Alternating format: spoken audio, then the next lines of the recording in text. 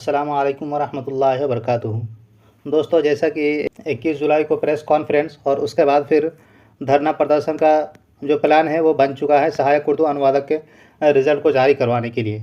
लेकिन इसमें कुछ हज़रात ऐसे भी चाह रहे हैं कि जो भी केसेस है इस वैकेंसी में, उन सारे केसेस को पहले विड्रॉल कर लिया जाए और उसके बाद हम लोग एहतजाज करेंगे, तो उस एहतजाज का ज़्यादा हम लोगों को फ़ायदा होगा।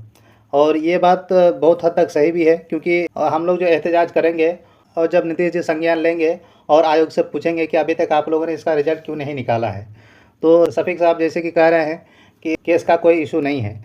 लेकिन मैं आपसे बताना चाहता हूँ कि जब नीतीश जी आयोग से संज्ञान लेंगे कि अभी तक आप लोगों ने इन लोगों का रिज़ल्ट क्यों नहीं निकाला, तो आयोग कोई ना कोई बहाना ढूँढेगा। आयोग जो अपनी गलती है, जो 10 स्टूडेंट का रिज़ल्ट में गड़बड़ी किया है आयोग ने, वो तो सरकार के सामने नहीं रखेगा, क्योंकि उसमें उसकी फ़ॉल्ट है। इसीलिए वो इस बात का बहाना बनाएंगे कि अभी तक इस रिज़ल्ट में केसेस बने हुए हैं, और यही बहाना बनाकर वो अपना दामन छुड़ाने की कोशिश करेंगे। इसीलिए शफीक साहब से रिक्वेस्ट है कि अगर हम लोग 19 तक ये सारे केसेस को ख़त्म कर लेते हैं, तो हम लोगों का जो एहतजाज है उसमें जो हम लोगों का मकसद है वो बिल्कुल पूरा हो जाएगा।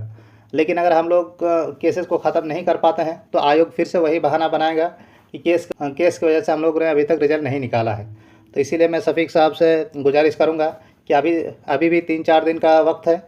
इन 3-4 दिन में आप जितने भी केसेस हैं उनको विड्रॉल कर लें, ताकि हम लोगों का जो एहतजाज है वो पूरा सफल हो सके।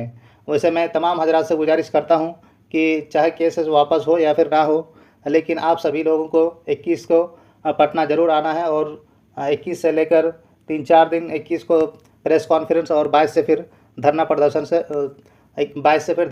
में हम सभी लोगों को हिस्सा लेना है, ताकि हम लोगों का जो धरना प्रदर्शन है वो सफल रहे और हम लोग की जो बात है वो नीतीश जी तक पहुंच सके। और शफीक साहब से यही गुजारिश है कि अभी भी 3-4 दिन का वक्त है, और इन 3-4 दिन में आप केसेस को विड्रॉल कर लें, ताकि आयोग के पास कोई बहाना ना बचे इस रिज़ल्ट को ना निकालने का। आप लोगों की क्या राय है इसमें? आप लोग कमेंट सेक्शन में हमें ज़रूर बताएं, ताकि पता चल सके कि आप लोगों के दिमाग में क्या चल रहा है। अस्सलामु अलैकुम वरहमतुल्लाहि वबरकातुहू।